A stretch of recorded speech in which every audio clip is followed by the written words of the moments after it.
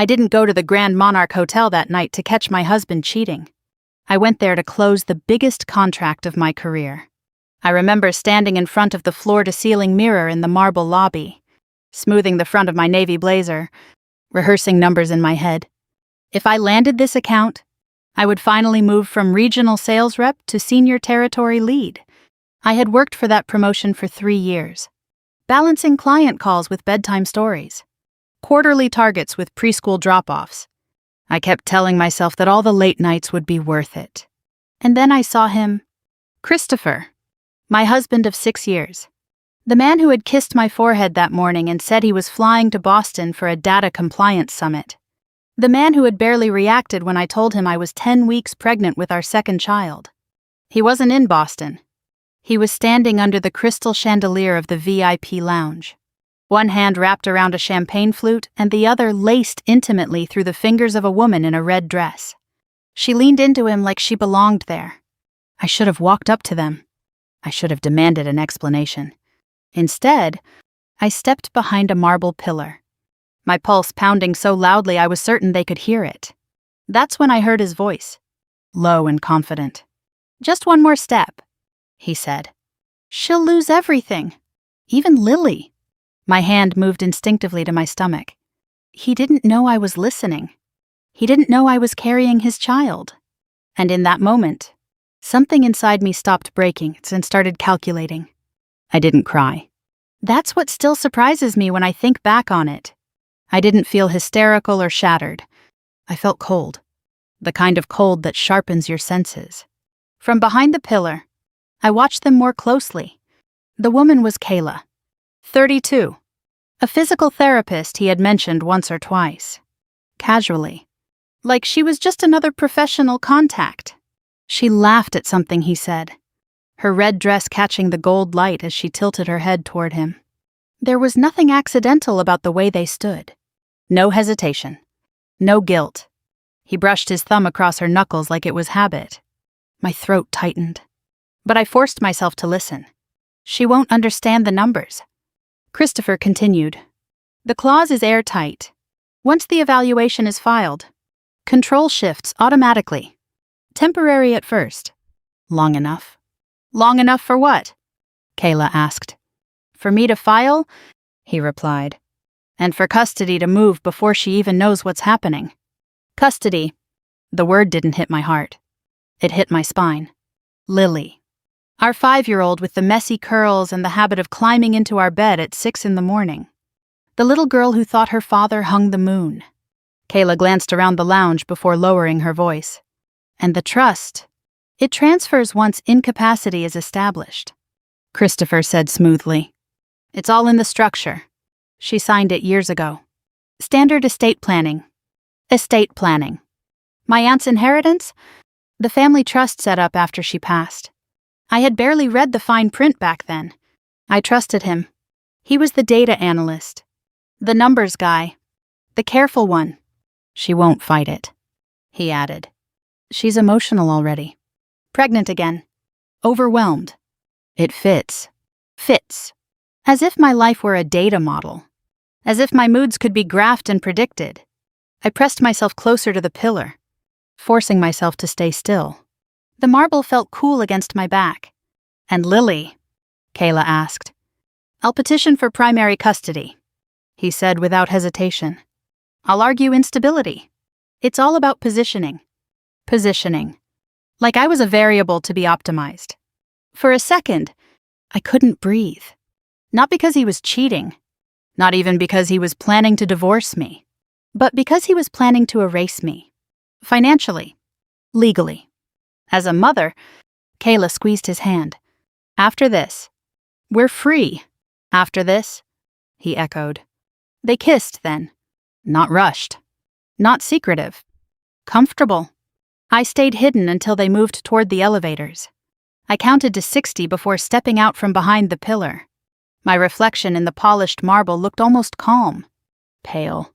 Maybe, but steady. My phone buzzed. Christopher. Boarding now. Love you. I stared at the screen until the words blurred. Boarding now. Love you. I slipped the phone back into my purse and checked the time. My client was waiting upstairs in a private conference suite. For a moment, I considered walking out of the hotel, driving home, curling into a ball on the bathroom floor. But I didn't. I took the elevator up. I delivered the best presentation of my life. I outlined market expansion strategy. I negotiated terms. I secured the contract, all while knowing that downstairs, my husband had just outlined a strategy to dismantle my life. When the meeting ended, I walked back through the lobby. The VIP lounge was empty now. The chandelier glowed as if nothing had happened. In the parking garage, I sat in my car and replayed his words. One more step. Incapacity. Custody.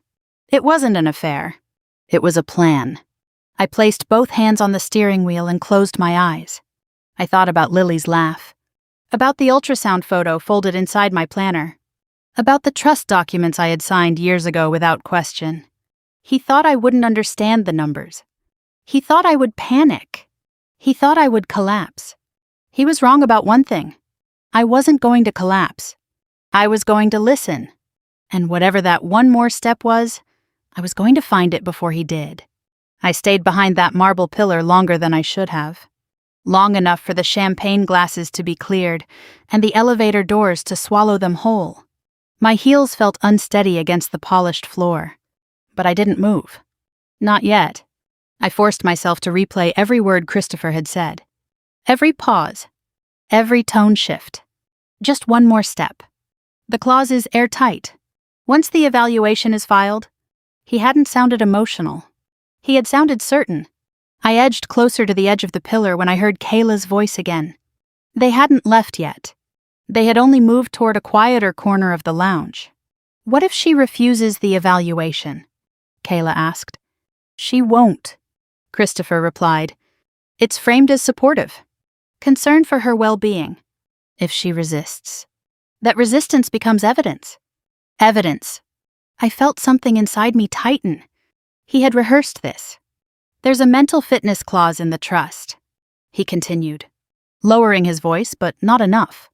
If a beneficiary is deemed temporarily incapable of sound financial judgment, control shifts to the spouse. It's standard language. No one ever thinks it will apply. I remembered signing those documents after my aunt passed. I had been grieving.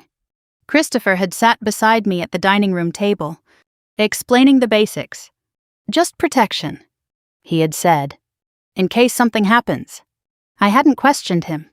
I trusted him. And the report, Kayla pressed. Already drafted, he said. The evaluator just needs to confirm observable behavior. Stress indicators. Mood instability. Pregnancy helps. Pregnancy helps. My hand pressed instinctively against my stomach again. 10 weeks. We hadn't even told Lily yet. She's been emotional for months. Christopher went on. I've documented everything. Late-night arguments. Impulsive spending. Erratic reactions. Impulsive spending. I bought a crib. Kayla's tone sharpened slightly. And custody. Once the trust shifts, I file. Financial instability plus documented emotional volatility. The court won't risk leaving Lily in that environment. That environment. Our home. The kitchen where I packed school lunches. The living room where Lily built pillow forts. The hallway where she measured her height against pencil marks on the wall. She won't understand the numbers anyway, Christopher added with a soft, dismissive laugh. She's good at sales. But this is modeling. Strategy. There it was. The quiet contempt. Not loud. Not cruel. Just calculated. Kayla squeezed his arm. You're sure this is the last step? He nodded. The evaluation triggers the clause. Friday. The transfer initiates. Monday. I meet with counsel to file. Within weeks. It's done. Friday. I glanced at the digital clock behind the bar as if the date might have changed. It hadn't? And after that? Kayla asked. After that, he said. We list the house. We relocate? California makes more sense. Clean start. California. He had planned our daughter's relocation like it was a line item in a spreadsheet. My pulse pounded in my ears. but I forced myself to remain still. If I stepped out now, I would lose everything. Not just emotionally, legally. "Does she suspect anything?" Kayla asked. "No," Christopher said without hesitation. "She trusts me." The word hit harder than betrayal. Trust? They began walking toward the elevators again. And this time they didn't stop. I watched the doors close on them. Watched my reflection in the mirrored panel for a fraction of a second before it disappeared. When the lounge finally emptied, I stepped out from behind the pillar. My legs felt hollow, but my mind felt sharp. Mental fitness clause. Evaluation. Friday transfer. I repeated the word silently like coordinates on a map. In the elevator up to my meeting, I caught my reflection again. My face looked pale but composed. I could feel the tremor beneath the surface. But it didn't reach my hands. I adjusted my blazer and stepped out when the doors opened. I closed the contract. Even now, I'm not sure how I managed it. I delivered numbers with clarity, negotiated terms without hesitation, shook hands with confidence. While I spoke about growth projections, my husband was downstairs projecting my collapse. When I returned to the parking garage, my phone buzzed. "Christopher. Boarding now. Long flight ahead. Love you." Love you? I typed nothing back. I sat in the driver's seat and let the silence settle around me. The garage lights flickered faintly above. My breathing slowed. Evaluation. That was the key. If the clause required mental incapacity, then everything depended on that assessment. He needed documentation. He needed a professional signature. And he believed I would walk into it willingly. A thought slid quietly into place. What if I didn't? What if I understood the numbers better than he thought? My phone buzzed again. "Christopher, text me when you get home safe." I stared at the message and felt something unexpected settle in my chest. Not rage. Resolve. If he had been documenting me, I would document him. If he had built a model predicting my downfall, I would build one predicting his exposure. Friday was only a few days away. Whatever that last step was, it hadn't happened yet. And for the first time since I heard him say Lily's name in that lounge, I realized something else. He had made one critical miscalculation. He assumed I would react. He assumed I would confront him. He assumed I would fall apart. Instead, I started planning. The house felt different the moment I unlocked the door. It wasn't louder. It wasn't darker. It just didn't feel like mine anymore. Lily's backpack was still hanging on the hook by the entryway. Her pink sneakers were kicked off beside the stairs. The faint smell of lavender cleaner lingered in the air from the morning. Everything looked exactly the same. But now I saw it as a structure, not a home. A set of rooms that could be used as evidence. I set my purse down quietly and checked my phone.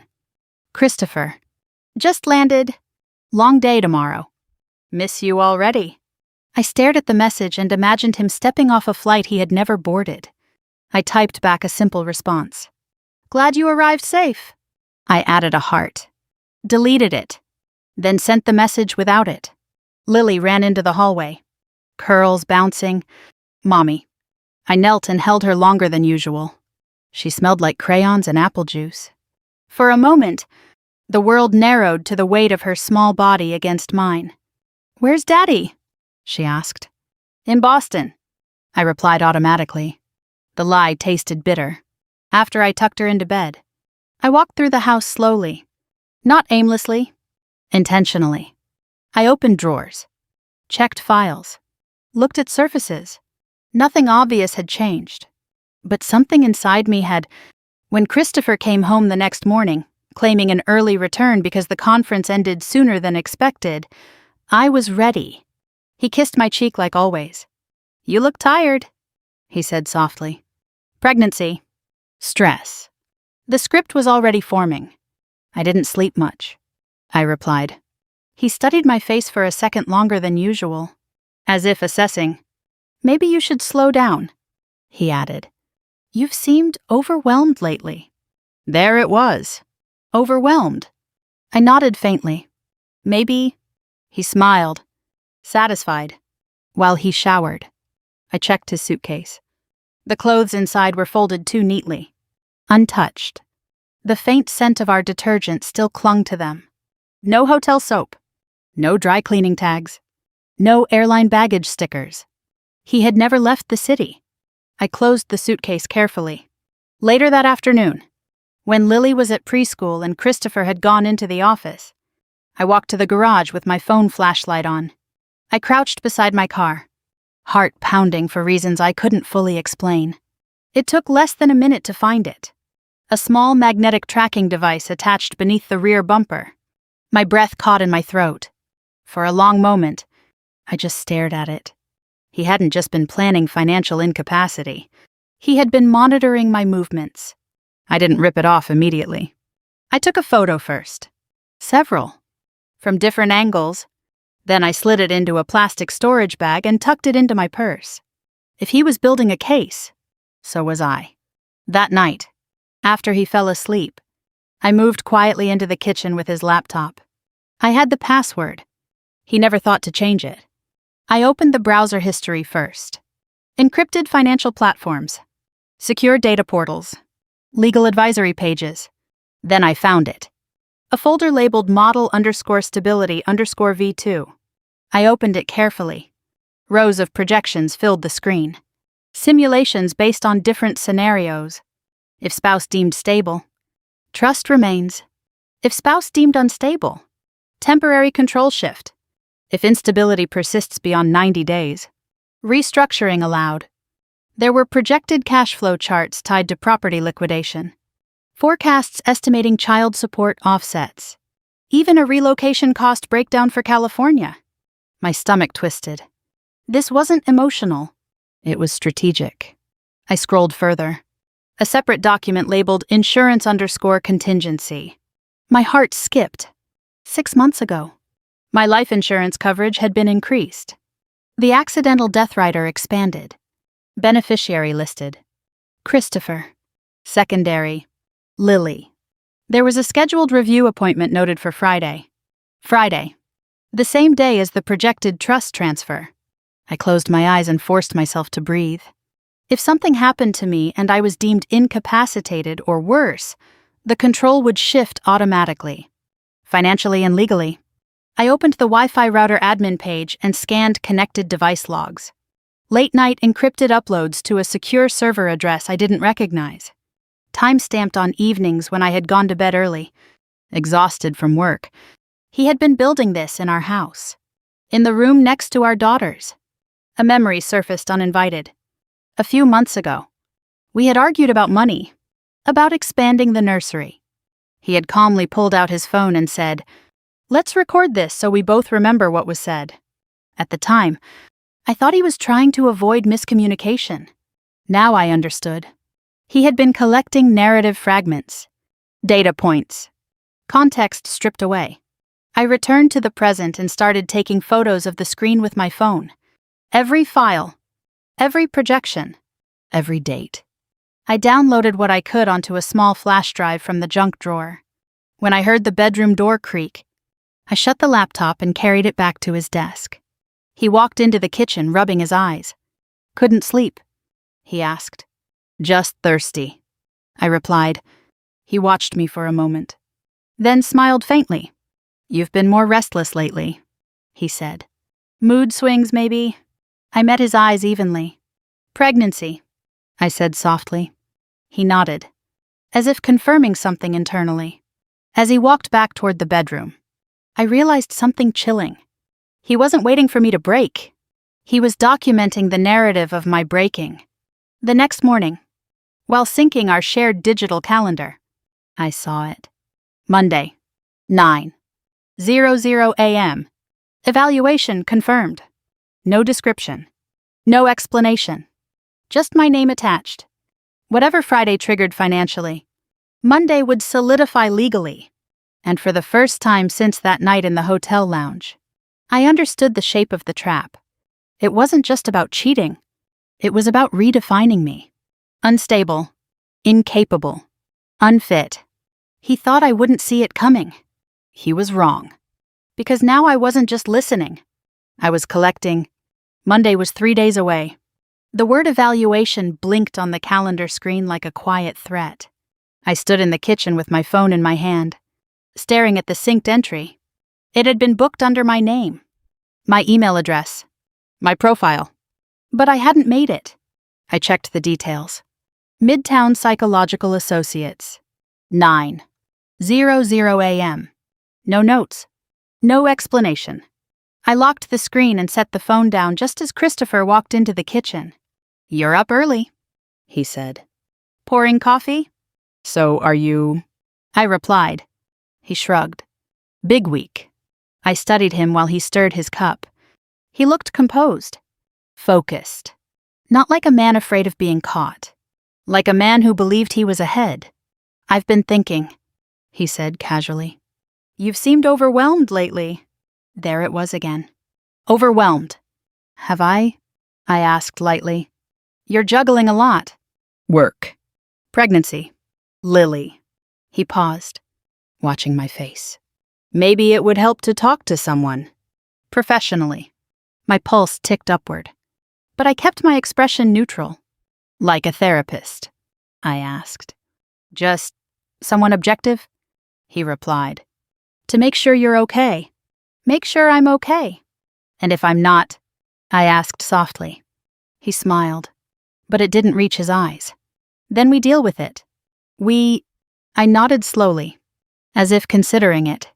"Maybe you're right." He looked relieved. Not loving. Relieved. After he left for work, I opened my laptop and logged into the shared legal portal we used for tax documents and estate planning. It took only a few minutes to find it. A draft filing titled Temporary Custodial Review, my name listed under subject of concern. Christopher had written a statement. Recent emotional volatility.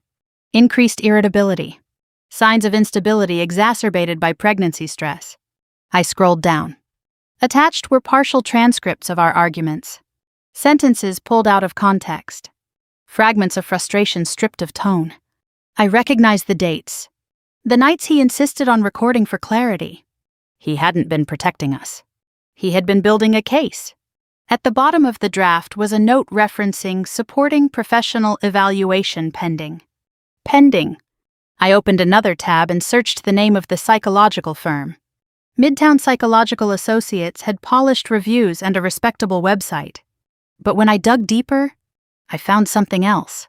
One of their senior evaluators had previously consulted for a rehabilitation center affiliated with Kayla's old clinic. Coincidence? Maybe. I pulled up our bank statements next. There it was. A payment to Meridian Risk Advisory. $5,000. 2 weeks ago. Another payment 6 months earlier. I searched the company name. Strategic Asset Protection During Domestic Transition. Domestic Transition. I followed the trail further and found that Meridian shared a mailing address with a smaller shell corporation, the same name linked to the GPS tracker registration I had found under my car. The room felt smaller suddenly. This wasn't just my husband acting alone. This was structured, systematic. I opened the encrypted folder again on Christopher's laptop and searched for Phase 2. A document appeared. Phase 2, Activation, Friday. Underneath it was a checklist. Evaluation confirmation. Trust transfer initiation. Beneficiary verification. Custody filing preparation. Everything aligned. Evaluation Monday. Transfer Friday. Filing the following week. I leaned back in the chair and stared at the screen. He wasn't waiting for a spontaneous emotional collapse. He was manufacturing one? My phone buzzed. "Christopher, how are you feeling today?" I stared at the message. "Testing," I typed back slowly. "A little tired. Maybe you're right. Maybe I should talk to someone." His reply came almost immediately. "I can help you find someone." Of course he could. I closed the messaging app and opened the insurance portal. 6 months ago, my coverage had been increased. I clicked into the details. Accidental death rider, expanded. Beneficiary update request, pending confirmation. The timestamp on the request matched the date of the Meridian payment. My throat tightened. I called the insurance company from the kitchen, keeping my voice calm. I just wanted to confirm my policy details. I said. The representative pulled up my file. Yes, ma'am. There was a recent beneficiary modification request. It's pending final authorization. Final authorization based on what? I asked. A confirmation of capacity documentation, she replied. Standard procedure. Capacity documentation. The same word woven through the trust clause. If I were declared temporarily incapable of managing finances, control would shift. If something happened to me, the payout would be immediate. I thanked her and hung up. For a moment, I stood there in the quiet kitchen, staring at the wall. He had layered it carefully. Mental instability, financial incapacity, insurance contingency, custody repositioning, each piece reinforcing the next. He believed I would walk into that evaluation unaware. He believed the report would land on a judge's desk without resistance. He believed that by the time I understood, it would be too late. I picked up my phone and searched for a name I had seen recommended in a local business forum. Laura Benton, financial litigation attorney. I scheduled a consultation for the next morning. When Christopher came home that evening, he studied me again. You seem calmer, he said. I've been thinking about what you said, I replied. About getting help. He smiled faintly. I'm glad. I met his eyes evenly. So am I. Later that night, after he fell asleep, I stared at the calendar entry again. Monday, 9:00 a.m. He thought it would confirm my collapse. Instead, it would be the first thing I dismantled. If this was phase 2 for him, then for me, it was the beginning of something else. Not panic, not confrontation. Strategy. Laura Benton didn't waste time. She flipped through the documents I had printed. Trust language, insurance updates, partial transcripts, and looked up at me with steady, assessing eyes. The clause exists, she said. But it's harder to trigger than your husband thinks. It requires credible documentation, not just concern. He's building documentation, I replied. I can see that. She tapped the page referencing the evaluation. And if this was scheduled without your knowledge, that's already a red flag. I exhaled slowly. He thinks I won't understand the numbers. Laura's mouth curved faintly. Most people don't. That's why people like him think they can weaponize them. Weaponize. That word stayed with me as I left her office and stepped into the cold Manhattan air. If Christopher was the strategist, then Kayla was the variable I hadn't fully calculated yet. That afternoon, I sat at my kitchen table with my laptop open and began searching. Kayla Morgan, licensed physical therapist, graduated with honors, opened a small private clinic 3 years ago, closed it last year. I clicked into public business records. Outstanding loan refinanced 6 months ago. A lien that disappeared 2 months later. 6 months? The same timeline as the increased insurance coverage. The same month the first Meridian risk payment appeared. I scrolled through her social media. Carefully curated photos. Weekend getaways. A new SUV. Designer handbags that didn't match the income of a recently shuttered clinic. And then I found something else. Kayla still had a husband. Daniel Mercer. Independent tech contractor. No flashy presence online. Minimal posts. Mostly photos of hiking trails and old coding jokes. I stared at his profile picture for a long moment. He looked ordinary. Solid. Unaware. I closed my laptop and pressed my fingers against my temples. Revenge wasn't loud. It was precise. If Kayla was financially entangled in this, Daniel might already be seeing cracks. I created a new email address and sent him a brief message. I believe we need to talk about your wife and my husband. I have proof. He replied within an hour. When and where? We met the next morning at a small coffee shop in Soho. Daniel looked more tired than his profile picture suggested. There were dark circles under his eyes. The kind that come from long nights spent pretending nothing is wrong. You're Megan, he said quietly. Yes. He didn't ask for proof first. He already suspected. I found transfers, he said, sliding a tablet across the table. Large ones. Deposits that didn't match her income. When I asked, she said they were investments. They were, I replied, just not the kind she told you. I didn't tell him everything. Not yet. But I told him enough. Christopher's plan. The trust clause. The evaluation. The custody strategy. Daniel listened without interrupting, his jaw tightening with each detail. She told me we might move, he said slowly. California. Said she had a new opportunity. She does, I said. If everything goes according to plan.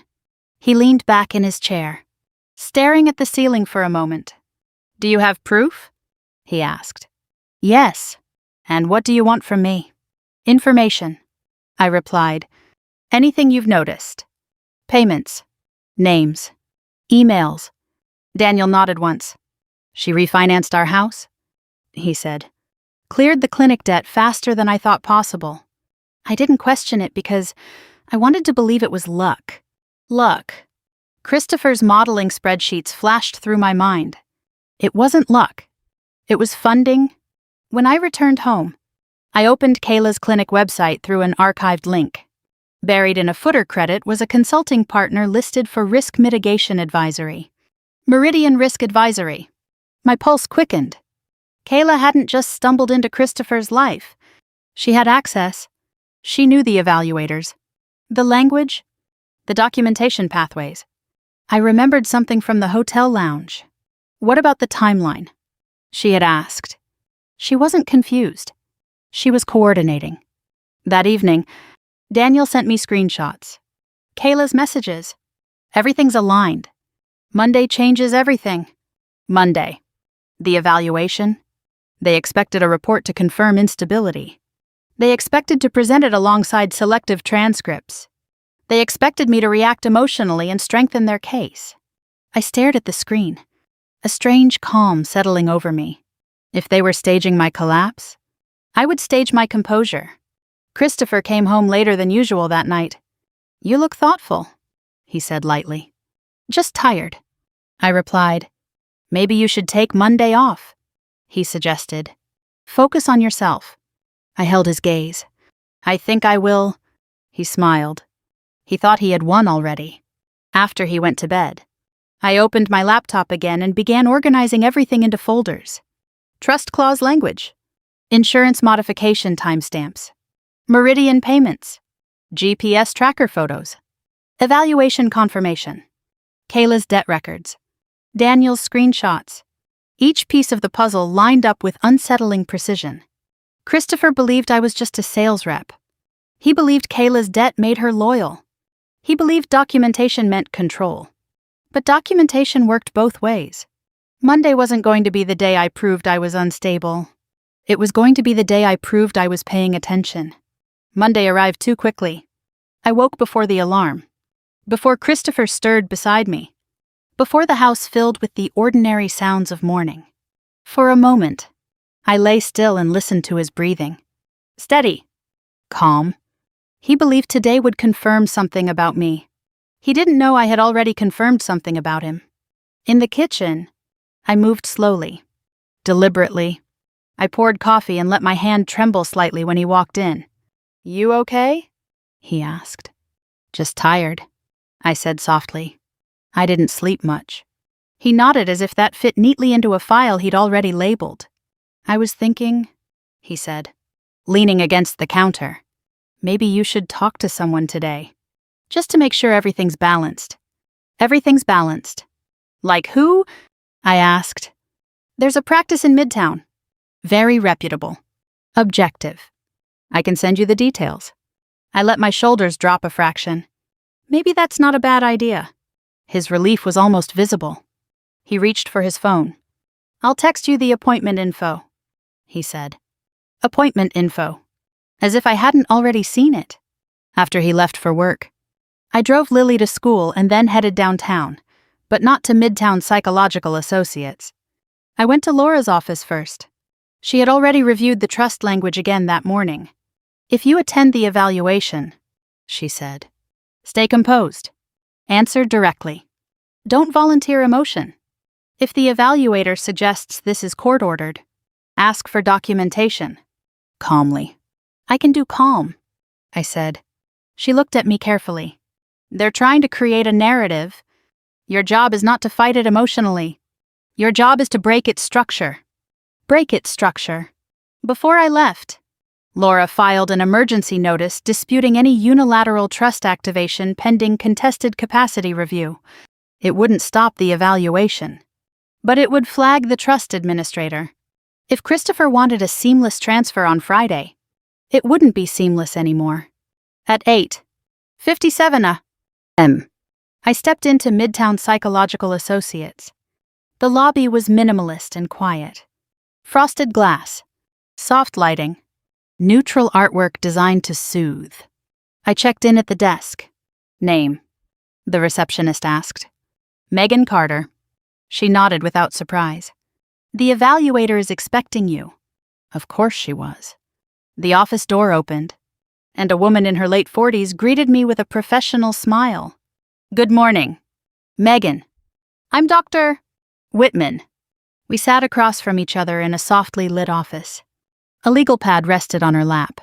So, she began gently, I understand there have been some concerns about your emotional well-being. Concerns from whom? I asked evenly. She hesitated a fraction of a second. Your husband indicated you've been under significant stress. Is this evaluation court-ordered? I asked. Another pause. No, she admitted. It was requested as a precautionary assessment. Precautionary? For what purpose? I asked. To determine whether additional support might be beneficial. Support. I nodded slowly. Then I'm here voluntarily. Yes? And there's no active court directive tied to this. No. I leaned back slightly. Thank you for clarifying. She began asking questions. About mood. About sleep. About irritability. I answered factually. Measured. Controlled. Yes? Pregnancy has affected my sleep. No. I have not experienced hallucinations or dissociation. Yes. I have felt stress related to work and family. No. I have not engaged in reckless spending or impulsive behavior. At one point, she referenced an argument transcript. It appears you expressed feelings of being overwhelmed, she said. I expressed frustration during a discussion about nursery expenses. I replied calmly. The transcript is partial. Her pen paused. Partial. Yes, I said. That recording was edited. The room shifted subtly. She flipped a page.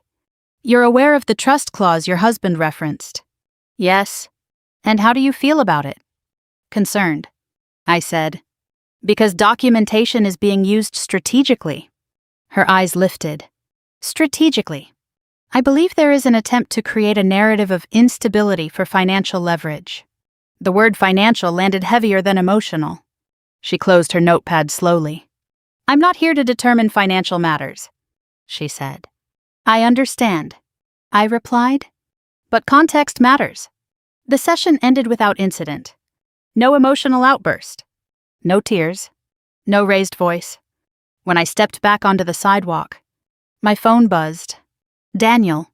He had traced Meridian Risk Advisory further. Through shell filings and public records, he'd found connections to a senior executive inside Christopher's firm. The same executive who oversaw predictive modeling tools used for high-net-worth clients. They've used these models in divorce scenarios before. Daniel texted. Aggressive asset repositioning. Ethically gray. Gray. I stared at the city traffic moving around me. This wasn't just a husband manipulating paperwork.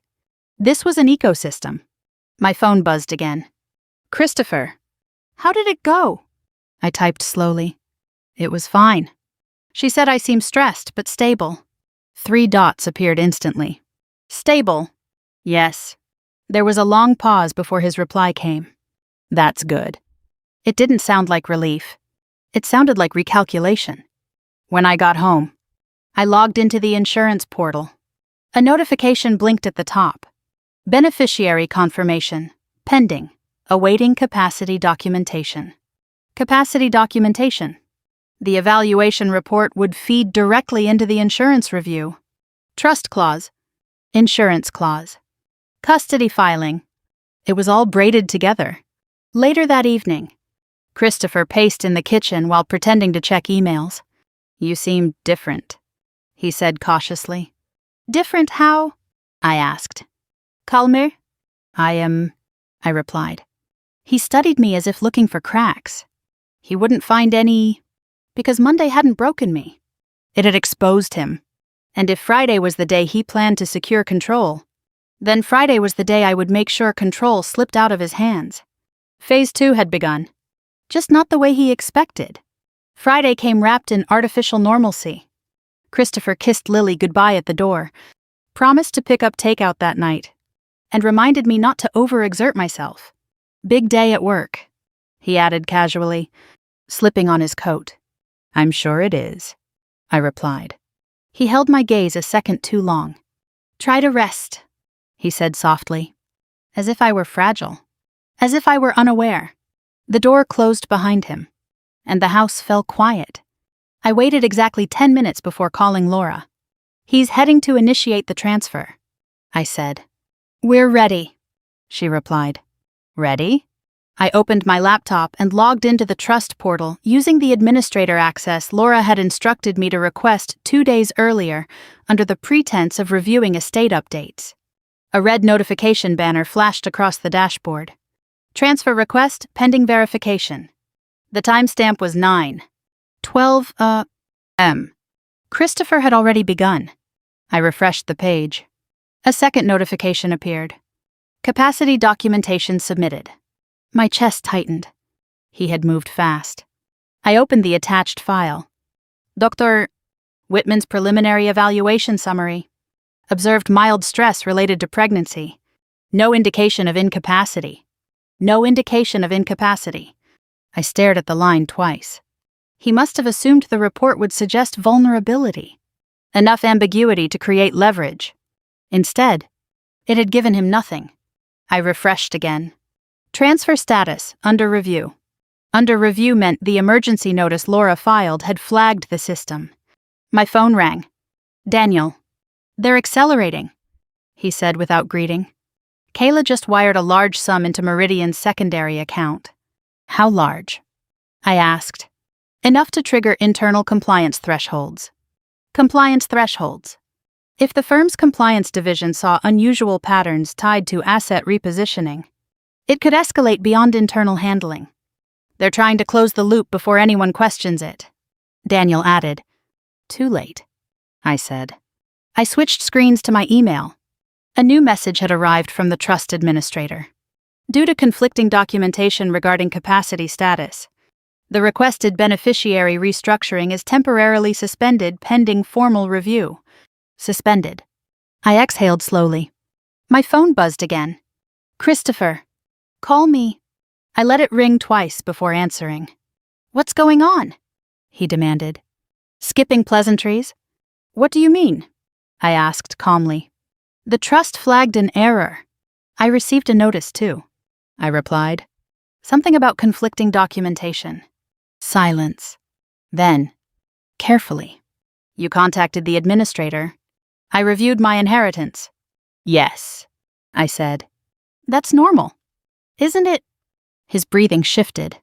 "You didn't tell me you were doing that. You didn't tell me about the evaluation," I replied evenly. Another silence. "It was precautionary," he said.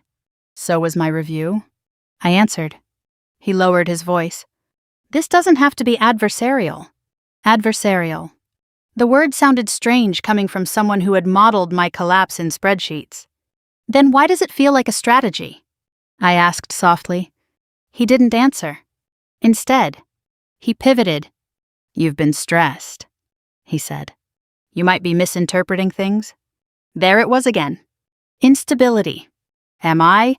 I asked. "You're pregnant?" "Emotional. And you're restructuring my inheritance," I said quietly. He inhaled sharply. "I'm trying to protect our family." "Our family," I repeated. Behind the words was a different sentence entirely. "Control the assets. Control the narrative. Control the outcome." "I have a meeting," he said abruptly. "We'll talk tonight."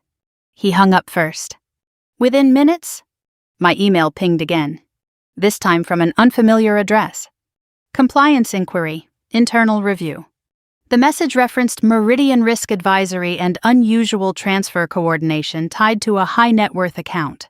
Someone inside Christopher's firm had triggered a secondary review. Daniel texted again. They didn't expect compliance to audit cross-referenced shell accounts. They expected everything to look routine. I replied. Your emergency filing complicated that. Complicated.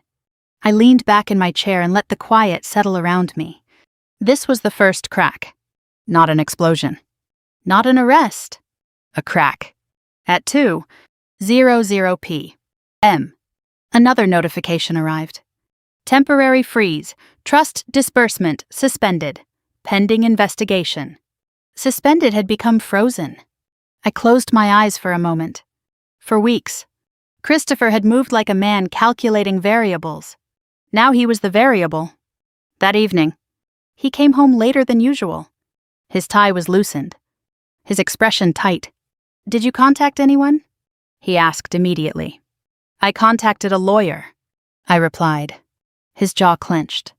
You escalated this. You escalated it when you scheduled an evaluation without telling me, I said calmly. It was for your benefit. And the insurance writer? I asked. His eyes flickered. What about it? The expanded accidental clause, I said. Also for my benefit. Silence stretched between us. Where are you getting this information? He demanded. From the documents you forgot to hide, I answered. For the first time since the hotel lounge, I saw something crack in his composure. You don't understand how complex this is, he said quietly. You're right, I replied. I underestimated how complex you were willing to make it. Upstairs, Lily's laughter drifted faintly from her room as she played with her dolls. The sound cut through the tension like light through glass. Christopher looked toward the stairs, then back at me. This can still be handled privately, he said. Handled? You mean quietly? I corrected. He didn't deny it. Because what he feared now wasn't me. It was exposure. Friday was supposed to be the day he secured everything. Instead, it became the day his system stalled. And stalled systems attract attention. By Monday morning, it wasn't just a stalled transfer. It was an investigation. Christopher left the house without finishing his coffee. He didn't kiss me goodbye. He didn't look at me at all. His phone had been vibrating nonstop since dawn. Compliance. Legal. Executive review. I knew the language because Daniel had forwarded me fragments of internal chatter the night before. Unusual beneficiary acceleration. Cross-linked advisory shell accounts. Capacity documentation mismatch. The modeling department had assumed discretion. They hadn't accounted for friction. When Lily asked why Daddy seemed mad, I knelt down and brushed her hair behind her ear. He's just busy, I said. Busy? It was the only word I could offer a 5-year-old that didn't shatter the illusion of safety. After dropping her at school, I drove straight to Laura's office. They're escalating internally, I said, handing her the latest compliance notice. She scanned it quickly. This isn't small, she murmured.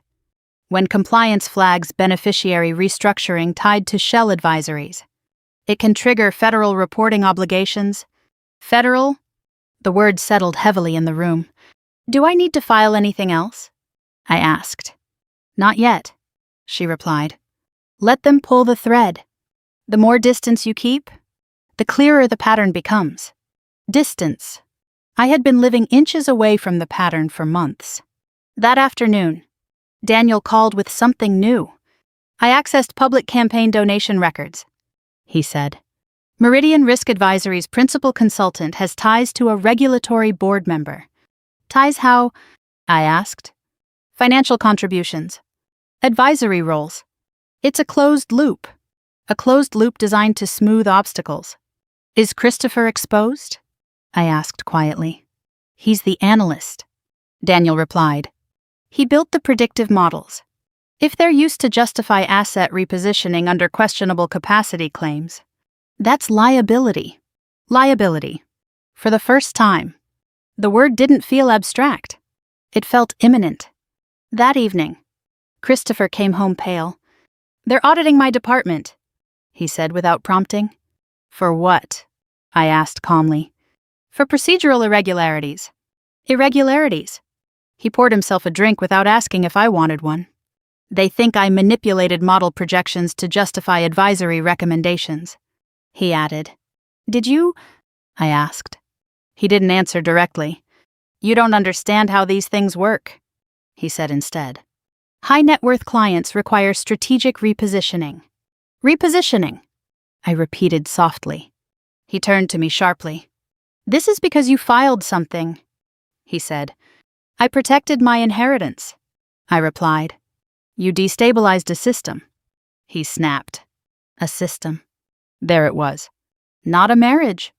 Not a family. A system. And what was I in that system? I asked quietly. He looked away. Upstairs. Lily's small footsteps crossed the hallway floor. Christopher lowered his voice.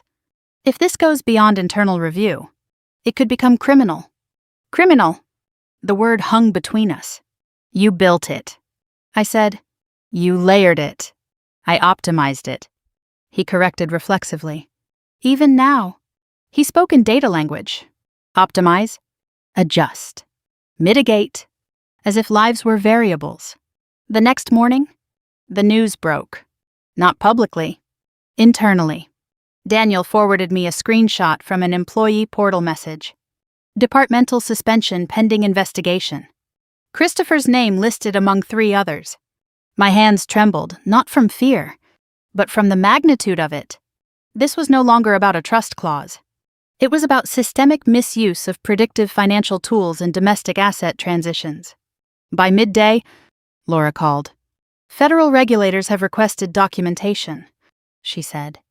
"They moved that fast. When compliance escalates to regulatory reporting." "Yes." I sat down at the kitchen table. "This could expose everything," I said.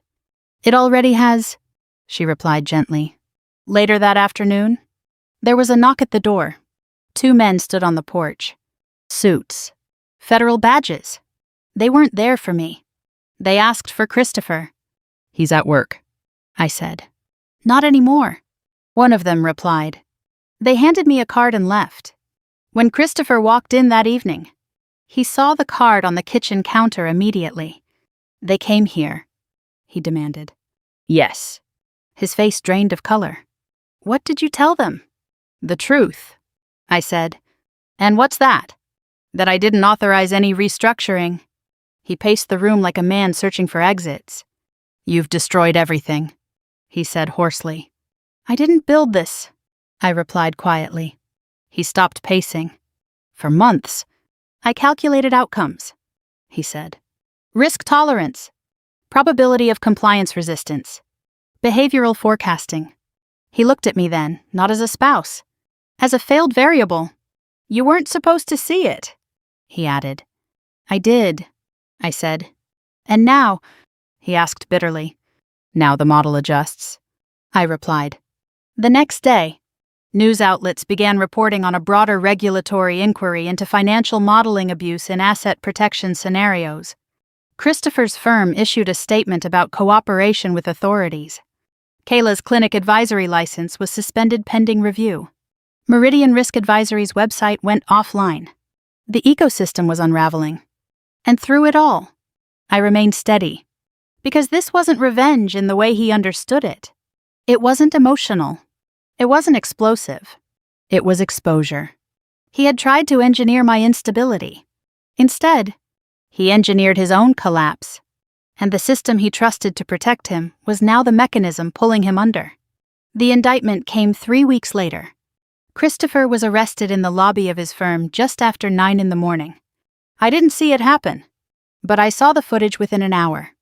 A local business reporter had been covering the broader regulatory inquiry, and someone had captured the moment federal agents walked him past the security desk. His tie was straight, his face expressionless, but his hands were cuffed. I watched the clip only once. Then I turned off the screen and sat in silence. It wasn't triumph I felt. It was something heavier. Finality. By noon, Laura called. They've charged him with financial fraud, conspiracy to manipulate fiduciary structures, and attempted coercive asset reallocation under false capacity pretenses, she said. And, I asked quietly, they're also investigating the insurance rider expansion and the tracking device. The tracking device. Even now. The memory of finding it beneath my car made my skin crawl. If they tie that to intent to harm, this escalates, she added. Escalates. As if it hadn't already. That afternoon, Kayla's name appeared in the federal filing as a cooperating witness. Cooperating. Daniel texted me within minutes. She flipped. Of course she did. Debt makes loyalty temporary. I met Daniel that evening at the same coffee shop where we'd first spoken. He looked different now. Not just tired. Resolved. She gave them internal emails, he said. Planning timelines. Advisory coordination. Her communications with Meridian. Does she mention me? I asked. Yes, he said quietly. They referenced you as a risk variable. Risk variable? I let the word settle. She also disclosed something else. He continued. What? There was a contingency plan if the evaluation didn't justify incapacity. My chest tightened. What kind of contingency? Daniel slid his tablet across the table. An email thread. Christopher. If stability report neutral, accelerate relocation and apply emotional stress leverage. Kayla. How? Christopher. Insurance timing plus documented volatility narrative. Worst case. Postnatal crisis angle? Postnatal crisis angle. My stomach twisted. They were prepared to reinterpret anything. Daniel said softly. I know, I replied. If I cried, it would be hysteria. If I withdrew, it would be instability. If I confronted him, it would be volatility. The model had covered every reaction, except silence, except documentation, except refusal.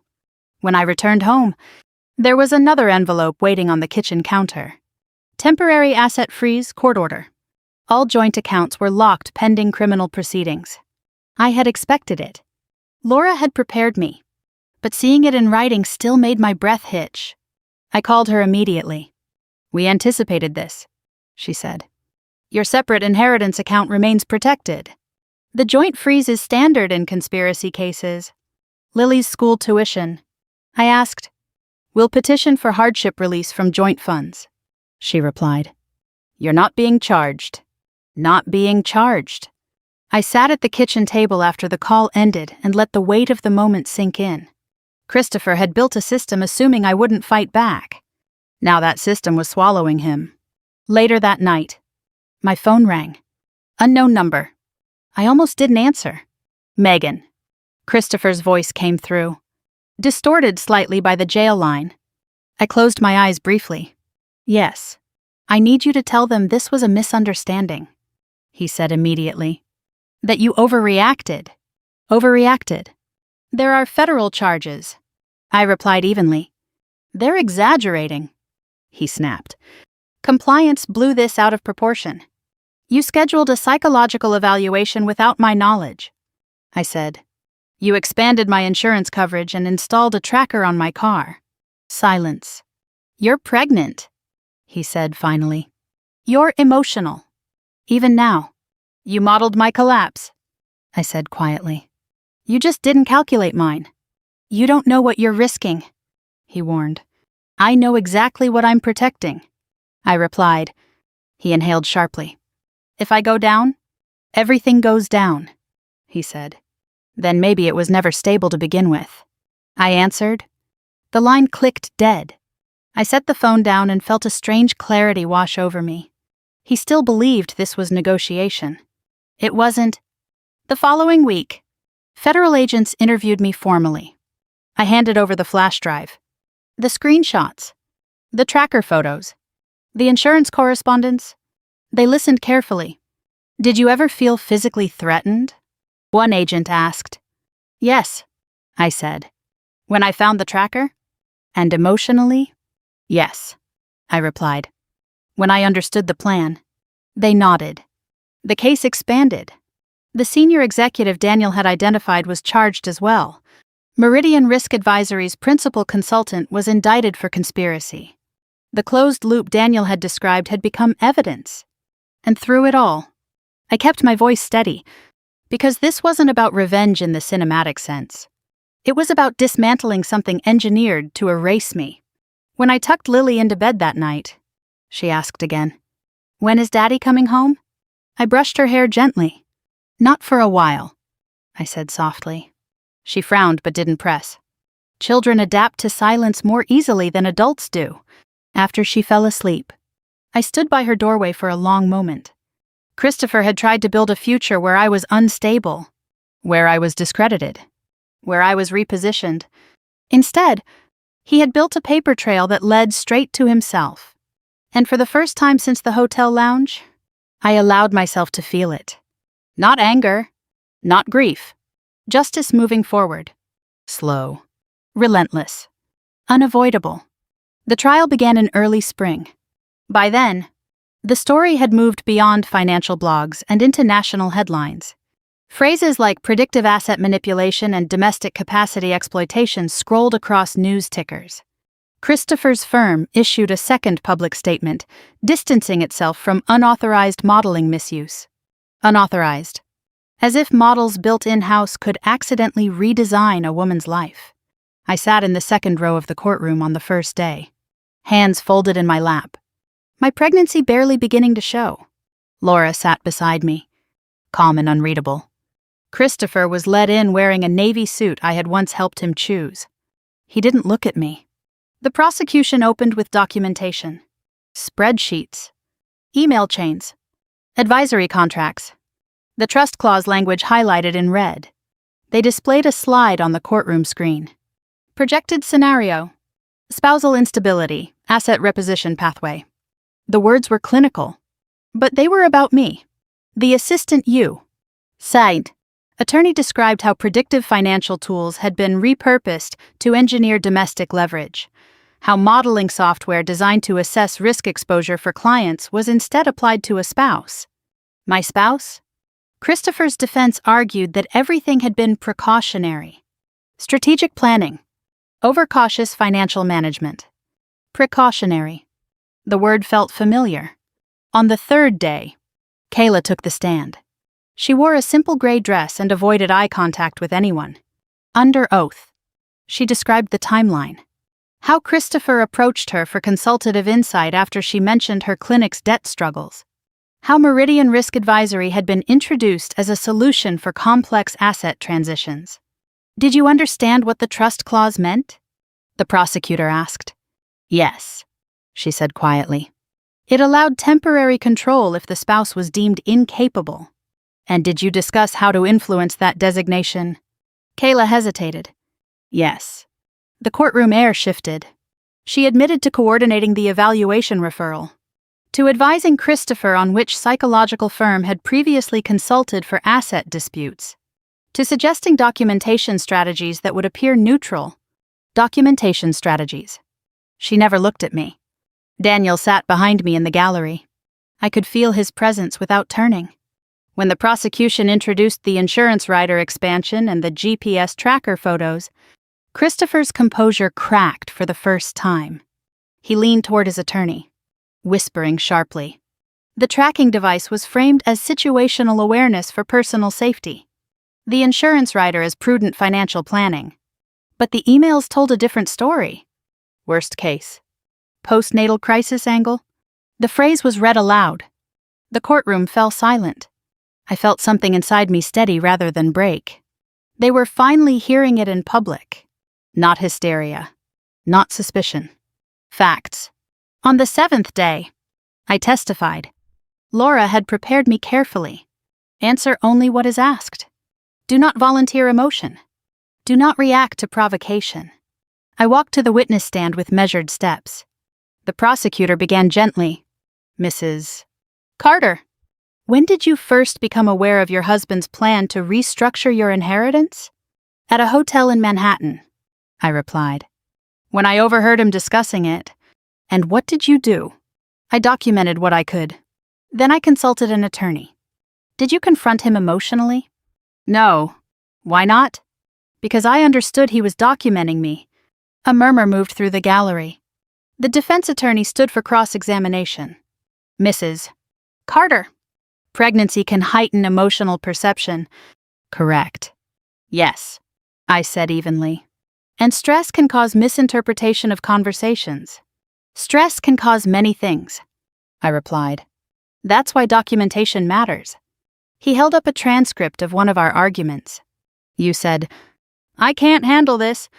Doesn't that indicate instability? It indicates frustration during a budgeting discussion. I answered calmly. Isn't it possible your husband was trying to protect your assets from impulsive decisions? No, I said. Why not? Because I found the modeling projections. He paused. And you accessed those without his consent. They were on a shared device in our shared home. Silence. The prosecution later called a compliance officer from Christopher's firm. She explained how internal modeling tools were never intended for domestic leverage. How the cross-linking of Shell advisory accounts had triggered automatic regulatory alerts. It was systematic, she said. Not accidental. Systematic. By the time closing arguments began, the narrative had shifted completely. This was no longer a marital dispute. It was calculated exploitation. When the jury returned, the courtroom was packed. Guilty on financial fraud. Guilty on conspiracy. Guilty on attempted coercive asset manipulation. The insurance and tracking charges would be addressed in sentencing. Christopher stood still as the verdict was read. He looked smaller somehow, not because of the cuffs that would follow, but because the system he believed superior had failed him. As he was led out, he glanced at me once, not with anger, with disbelief. He had modeled outcomes based on probability. He hadn't factored in refusal. Outside the courthouse, reporters clustered around the steps. I declined comment. This wasn't a spectacle. It was accountability. Later that evening, I sat alone in the quiet living room after Lily had gone to bed. The television replayed courtroom sketches. Analysts debated the broader implications for predictive financial systems. I muted the screen. For months, I had felt like a variable in someone else's model. Tonight, I felt like something else entirely. Not victorious. Not vindictive. Grounded. Christopher had tried to engineer my instability. Instead, he had engineered his exposure. And the collapse he once described in a whisper had arrived, just not the way he planned. Sentencing took place 2 months after the verdict. By then, the media cycle had cooled, replaced by other scandals, other collapses. But inside the federal courtroom, the air felt just as heavy as it had on the first day.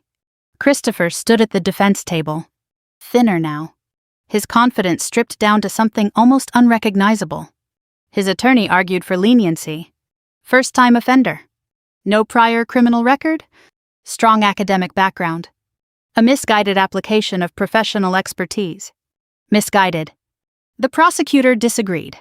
This was not impulsive, she said firmly. It was structured, layered, and designed to exploit legal frameworks for personal gain. Structured, layered, designed. I listened without moving. When the judge addressed Christopher directly, the room fell silent. You did not act in panic. The judge said, you acted with calculation. Christopher's jaw tightened. You leveraged psychological evaluations, insurance structures, and predictive financial modeling in an attempt to strip your spouse of autonomy and assets. That is not prudence. That is premeditation. Premeditation. The word echoed in my chest. Christopher was sentenced to 27 years in federal prison. The advisory executive received 18. Meridian's principal consultant took a plea deal. Kyla, having cooperated fully, received probation and permanent revocation of her professional license. When the gavel fell, there was no dramatic outburst, no cinematic collapse, just the quiet sound of a system closing around the man who had tried to control one. Outside the courthouse, Daniel stood beside me. It's done, he said softly. Almost, I replied. There were still civil matters. Divorce proceedings, custody filings, asset recovery petitions. But the criminal case had drawn a line. Christopher called once after sentencing. The prison line distorted his voice. But not the bitterness. You didn't have to push this so far, he said. I didn't push anything, I replied. I responded. You could have handled it privately. You tried, I said. Silence. They'll make an example of me, he muttered. You made yourself one, I answered. He exhaled sharply. You think this makes you strong? No, I said calmly. It makes me safe. He hung up without another word. The civil divorce hearing was almost anticlimactic after everything else. The judge granted full custody of Lily to me. Supervised visitation was contingent on psychological evaluation and post-incarceration review. The marital home was ordered sold. Joint assets liquidated under court supervision. My inheritance remained untouched. Laura smiled faintly when the final decree was signed. You held your ground, she said. I held my paperwork, I replied. She laughed softly. The sale of the house closed in early summer. Packing was harder than I expected. Not because of Christopher, because of memories that weren't entirely fraudulent. There had been real laughter once, real plans. But trust, once quantified and modeled, never returns to its original shape. Lily adapted faster than I did. She liked the new townhouse in suburban New Jersey. She liked the small backyard and the fact that her room faced a maple tree instead of a driveway. Is this our forever house? She asked one evening. For now, I said. For now felt honest. The pregnancy, however, did not survive the stress. The doctor's words were clinical. Complication. Non-viable. These things happen. I sat in the quiet exam room afterward and felt a grief that no verdict could soften. Justice had moved forward, but loss had moved with it.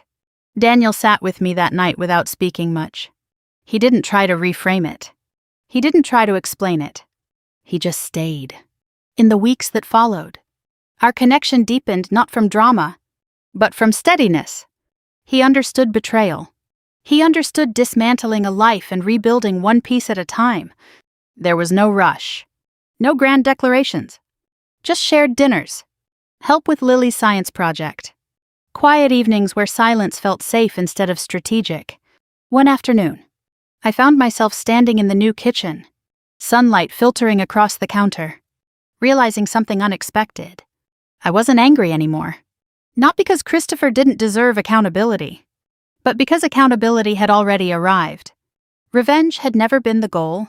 Exposure had been, and once the truth surfaced, there was nothing left to chase. A year after sentencing, I received a final letter from the trust administrator confirming that all restructuring attempts had been voided permanently. The language was formal. The outcome was clear. Control remained where it always should have, with the person it belonged to. That night, as Lily fell asleep, she asked, "Are you happy?" "Mommy?" I brushed her hair gently. "Yes," I said, and for the first time in a long time. It wasn't a strategy. It was the truth. 5 years later, I no longer checked my rearview mirror out of habit.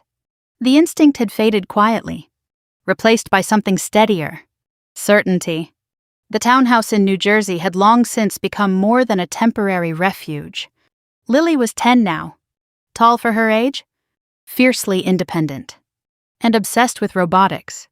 The maple tree outside her bedroom had grown thicker, its branches stretching confidently toward the sky. Some evenings, I would stand at the kitchen window and watch her race her bike down the driveway, her laughter echoing through the quiet neighborhood. There was no modeling in that sound. No strategy. Just life. Daniel moved in gradually, without ceremony. There was no dramatic proposal, no sweeping declarations, just shared routines that deepened into permanence. He fixed the loose cabinet hinge without being asked. He learned the exact way Lily liked her pancakes, crispy at the edges, soft in the middle. He listened. Listening had once been something I mistook for love. Now I understood the difference between hearing and calculating. Christopher wrote occasionally from prison. The letters were restrained, measured, sometimes defensive, sometimes reflective. He spoke about classes he was taking, about time moving differently inside walls. I read them once. Then I filed them away. Not out of cruelty, out of completion. The system that once revolved around him no longer included me. Financially, the inheritance remained intact. I diversified it quietly. With conservative advisors, Laura recommended no aggressive repositioning, no predictive modeling, just transparency and documentation. Documentation had once been used against me. Now it was simply protection. One afternoon, I received a call from a reporter working on a long-form piece about financial modeling abuse in domestic disputes. They say you were the first to challenge it, she told me. I wasn't the first, I replied. I was just the one who documented it. She asked if I felt vindicated. I paused. Vindication feels loud, I said. This feels quiet. Quiet didn't mean weak. It meant stable. Lily asked about her father more directly as she grew older. Was he a bad person? She asked once. I thought carefully before answering. He made choices that hurt people, I said. But people are more than their worst choices. She nodded slowly. Absorbing that, I never framed it as revenge. Because revenge suggests heat. What happened was colder than that. It was exposure. There were moments, especially in the early years, when I replayed that night at the hotel lounge in my mind. The marble pillar, the whisper, the phrase she'll lose everything. At the time, I thought I had lost something. Trust, illusion, a version of my life. But I hadn't lost everything. I had lost a lie. And sometimes losing a lie is the only way to find yourself clearly again. Daniel and I married quietly at a small courthouse ceremony 2 years after the sentencing. No press, no spectacle. Lily held my hand the entire time. Our life wasn't dramatic. It was deliberate. And that made it stronger than anything Christopher ever modeled. Looking back now, I realized something important. The collapse didn't begin the day federal agents walked into his office. It began the moment I chose not to react the way he expected. The moment I chose documentation over confrontation. The moment I refused to become the unstable variable he had projected. Revenge, in the stories people like to tell, is explosive. Mine was patient. Mine was methodical. Mine was rooted in refusing to let someone else define my stability for profit. If you're listening to this and you've ever felt underestimated, labeled, or quietly repositioned in someone else's narrative, remember this. You don't have to scream to dismantle something. You don't have to rage to expose a lie. Sometimes the most powerful move is to stay steady while someone else unravels under their own design. I didn't win because I outcalculated him. I won because I refused to play by rules built to erase me. And if this story resonated with you, if you've ever turned betrayal into strength instead of chaos, stay here. There are more stories about hidden power, quiet resilience, and justice that doesn't always arrive loudly. Subscribe. Share your thoughts in the comments. And tell me, what would you have done in my place? Because sometimes the most important collapse isn't theirs. It's the one you refuse to let happen to yourself. This story is fictionalized for dramatic effect.